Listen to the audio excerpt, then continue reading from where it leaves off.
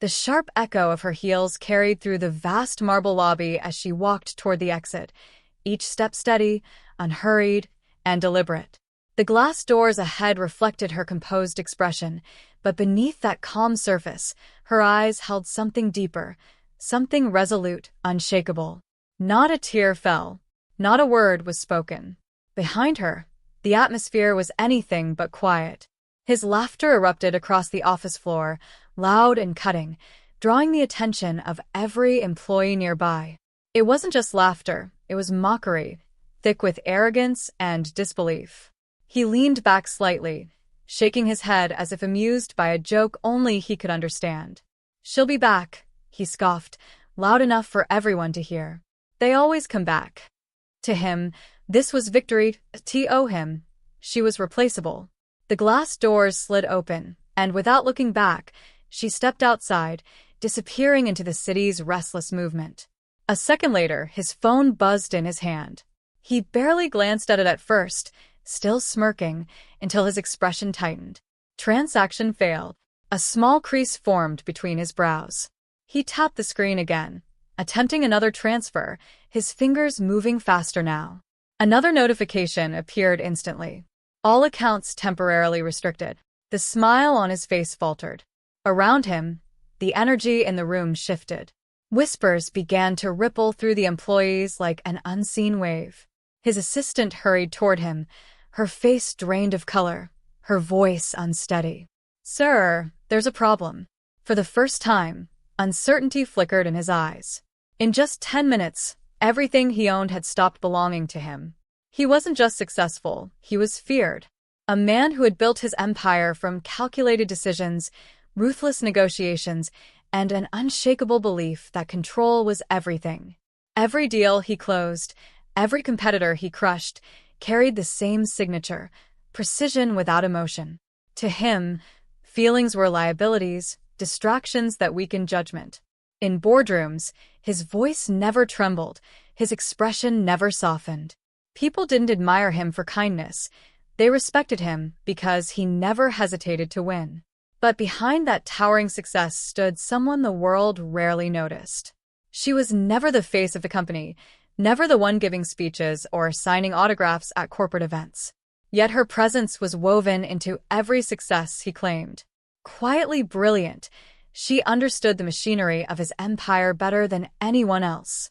She drafted the strategies, anticipated the risks, and solved problems before they even surfaced. Where he saw domination, she saw structure. Where he demanded results, she ensured they existed. Their dynamic had always been unbalanced. He took the credit, standing in the spotlight as if he alone had built everything. She did the work, often late into the night, ensuring his vision didn't collapse. He gave orders without explanation, expecting instant execution. She followed through without question, turning his ideas into reality. And when things went wrong, or even when they went right, he dismissed her presence as if it barely mattered. She tolerated it, quietly absorbing every slight, every overlooked contribution. At first, it seemed like a partnership. Then it became a pattern. Over time, the cracks began to show. His confidence evolved into arrogance, his leadership into control. He interrupted her in meetings, ignored her input, and started making critical decisions behind her back. Deals she had spent weeks preparing were altered without her knowledge. Plans she had designed were presented as solely his. Still, he believed she would stay. Because she always had. Because in his mind, she needed him more than he needed her. And that belief, quiet, absolute, and dangerously wrong, was the moment he underestimated her for the last time. The breaking point didn't come with a scream or a dramatic confrontation. It arrived quietly, in a room full of polished wood, expensive suits, and people who had learned to stay silent when power spoke. The boardroom was filled that morning. Executives sat aligned along the long table, screens glowing with financial projections and strategy outlines. Her strategy. Weeks of research, sleepless nights, and calculated planning had gone into what was about to be presented. She sat a few seats away from him, composed as always, a folder resting neatly in front of her. He stood at the head of the table, confident, commanding, completely in control. As you can see, he began, gesturing toward the screen, this expansion will secure our position in the market for the next decade. Her eyes lifted slightly. The slides moved forward, every detail, every projection, every contingency plan hers. Not once did he look in her direction. Not once did he acknowledge her role. A board member leaned forward. Impressive work. Who developed this model? There was a pause. Just a second. Then he smirked. I did. The words landed heavily in the room. Something shifted in the air. A few people exchanged glances, subtle but noticeable. They knew, or at least they suspected. But no one spoke. She remained still. Another executive asked a question, one only she could properly answer. He responded anyway, dismissing the complexity with vague confidence. Then, as if that wasn't enough, he added casually, honestly, it's not that complicated. Even my assistant could have handled parts of it. A quiet, cutting laugh escaped him. People are replaceable, he continued, shrugging slightly. What matters is leadership. The room fell into complete silence. All eyes shifted to her. She didn't react immediately. No anger, no visible hurt. Just a slow, controlled inhale as she closed her folder. The soft click echoed louder than it should have. Then she stood. Without rushing, without trembling, she gathered her files into a neat stack. Her movements were precise, almost detached. She reached up, unclipped her access badge, and placed it gently on the table in front of him. For the first time, he looked at her directly. There was a flicker of confusion, quick, almost imperceptible. She met his gaze, her voice calm, steady, and far quieter than anyone expected. You'll understand soon. No accusations. No explanations. Just certainty. For a second, no one moved. Then he let out a short, dismissive laugh, leaning back in his chair. Dramatic, he muttered under his breath, shaking his head as if amused. A few uneasy chuckles followed, but most remained silent. Some employees watched her with quiet respect, recognizing something he clearly didn't. Others looked at her with pity, assuming she was walking away with nothing. She turned and walked toward the door. Each step was measured, unhurried, echoing softly across the polished floor. No one stopped her. No one dared. And yet, there was something unsettling about the calm she carried, as if she wasn't leaving in defeat, but stepping away with purpose. The door opened. She walked out, and behind her, he sat there, completely unaware that the storm had already begun. The moment the glass doors closed behind her, the noise of the office faded into a distant hum, replaced by the quiet rhythm of her own breath. The city stretched out in front of her, busy, indifferent, moving forward as if nothing had changed. But for her, everything had already shifted. She didn't stop walking. There was no hesitation in her steps, no second-guessing, no glance over her shoulder. Because this moment wasn't impulsive. It wasn't born from anger or heartbreak. It had been built carefully, patiently over time. She was never just an employee. Long before the company had a name, before the first investor signed a check, she had been there, drafting the foundation, shaping the structure, calculating every possible risk. Legally, her position had been buried beneath layers of agreements, structured in ways that protected the business from external threats. But those same structures also ensured something else, control, quietly shared in ways he never fully understood. She was a co-founder in everything but title. The financial systems that powered the company, designed by her. The offshore accounts that safeguarded assets, established under her direction. The legal protections that shielded them from collapse, written, reviewed, and secured by her own hand. And while he focused on expansion, on dominance, on being seen, she had focused on stability, on survival. Flashbacks lingered like quiet echoes in her mind, moments he had overlooked without a second thought. Contracts placed in front of him late at night, signed quickly between meetings, clauses labeled as standard procedure, never questioned, never fully read, shared ownership structures hidden within complex legal language he had dismissed as unnecessary detail. He trusted control. She trusted preparation. And now, that difference was about to matter. She reached into her bag and pulled out her phone, her fingers steady as she unlocked it. There were no missed calls, no urgent messages, only a single contact she had saved long ago for a moment exactly like this. She pressed it. The line rang once. "Proceed," she said calmly the second it connected. No explanations were needed. On the other end, a legal team was already moving, files being accessed, documents being activated, authorizations being enforced. What had once been dormant was now in motion. Inside the building she had just left, the effects began almost instantly. His first failed transaction was dismissed as a glitch. The second raised concern. By the third, tension started to spread. Phones began ringing across departments. Investors demanded answers as alerts reached them. Financial systems flagged irregularities. Legal notices, prepared long ago, were triggered and delivered with cold precision. Authorizations shifted. Access tightened. Control slipped. Everything was happening faster than anyone could process, faster than he could understand. And as she stepped into the flow of the city, blending seamlessly into the world beyond those glass walls, one truth became undeniable. This wasn't an emotional reaction. It was a calculated move. At first, it felt like a minor disruption, an inconvenience that could be fixed with a few calls and a bit of authority. But within minutes, that illusion shattered completely. Across the office, systems began locking one after another. Finance teams stared at their screens in confusion as access permissions suddenly changed. Transactions froze mid-process. Transfers failed. Accounts that once moved millions without hesitation were now completely unresponsive. "Sir, the main accounts aren't responding," someone said from across the room, their voice tight with panic. Another voice followed, louder this time. "All outgoing payments have been blocked." Within moments, the situation spiraled. Company funds locked. Ongoing deals halted without explanation. Payroll systems suspended, leaving thousands of employees in uncertainty. The steady rhythm of a functioning empire collapsed into chaos. His phone wouldn't stop ringing. Investors, partners, board members. Each call carried urgency, confusion, and rising anger. He answered one, then another, his voice sharp, demanding answers he didn't have.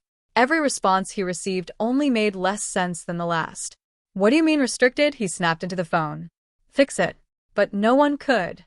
Across the room, his CFO stood frozen, pale and visibly shaken, scrolling rapidly through reports that no longer aligned with reality. This doesn't make sense," he muttered, almost to himself. "These authorizations, something's changed." "Then change it back," he barked. "I can't." That single sentence cut through the noise. Within minutes, legal teams began flooding in calls, emails, urgent requests for emergency meetings. The language shifted quickly from confusion to alarm. Immediate review required. Authorization conflict detected. Access hierarchy compromise. He tried to take control the only way he knew how, issuing orders, demanding overrides, forcing action through sheer authority. Nothing responded. Every system rejected him. Every command stalled. It was as if the entire structure he had built no longer recognized him. Then came the truth, cold, precise, and impossible to ignore. His signature alone was no longer valid. Critical assets were bound within legal frameworks he couldn't bypass. Ownership structures, buried deep within contracts he had never bothered to fully understand, had shifted control in ways he never anticipated. And at the center of it all was her. She held authorization rights he couldn't override. She controlled access points he didn't even know existed. The realization spread through the office like wildfire. Employees exchanged stunned glances, whispers growing louder with every passing second. The same people who had watched her walk out in silence were now beginning to understand what had just happened. She was never just anything. His confidence cracked. For the first time, his composure slipped, replaced by something unfamiliar. Urgency, then frustration, and finally something dangerously close to panic. "Find her," he ordered sharply, his voice no longer steady. "Call her. Track her. I don't care, just find her." But she was already gone. No calls went through. No messages delivered. No trace left behind that could be reached in time. The office continued to unravel around him, noise rising, systems failing, people scrambling for answers. And in the middle of it all, he stood still. Then slowly, almost unconsciously, he lowered himself into his chair. The same chair where he had laughed just minutes ago. Now, there was no laughter, only silence, and the crushing realization that everything, every asset, every decision, every piece of control he thought he owned, was slipping through his hands, with nothing left for him to hold on to. They met again 2 days later, not in the towering office he once ruled, but in a quiet, controlled conference room inside a high-end law firm. The space was neutral, polished wood, glass walls, and silence thick enough to carry every unspoken thought. There were no employees watching, no audience to impress. Just lawyers seated at a distance, documents neatly arranged, and the undeniable shift in power hanging between them. She was already there when he walked in. Calm, composed, Untouchable, dressed simply, without the sharp corporate edge she used to carry, yet somehow more authoritative than ever. Her posture was relaxed, her expression unreadable, as if this meeting held no emotional weight for her at all. He, on the other hand, carried tension in every step. His jaw was tight, his movements sharper than usual, frustration barely contained beneath a thin layer of control. There was anger in his eyes, but behind it, something else lingered. Something closer to desperation. He didn't sit immediately. "What is this?" he demanded, his voice low but strained. "What have you done?" She didn't react to his tone. Instead, she gently slid a file across the table toward him. Everything was there. The legal structures he had signed without reading, the clauses he had dismissed as routine, the layered ownership agreements that quietly shifted control under specific conditions. He flipped through the pages, faster at first, then slower as the reality began to sink in. "These are binding," one of the lawyers said calmly from the side. "All actions taken are within legal authority." His hands tightened slightly around the papers. "You planned this?" he asked, looking up at her, disbelief cutting through his voice. "No," she replied, her tone steady, almost indifferent. "I prepared for it." No anger, no accusation, just truth. She met his gaze without hesitation, her voice calm but firm enough to leave no room for misunderstanding. "I handled the risks you ignored. I built protections you never cared to understand." A pause settled between them. Then, quietly, she added the words that carried more weight than anything else. "I didn't destroy you. I just stopped protecting you." For the first time, he had nothing to say, because deep down he knew it was true. His empire didn't collapse all at once. It unraveled slowly, painfully, in a way that made the downfall even more humiliating. Within days, the company he once ruled with absolute confidence was no longer under his control. Investors began pulling out one after another, unwilling to stay attached to instability they couldn't understand. Board members who once praised him now questioned his decisions openly. The same name that once commanded respect in every meeting was now spoken with doubt, caution, and disappointment. Reputation, once his strongest asset, became his greatest liability. News of frozen accounts, halted operations, and legal complications spread quickly through industry circles. Competitors watched quietly, some even stepping in to absorb clients and opportunities he could no longer defend. Every attempt he made to regain authority was met with resistance.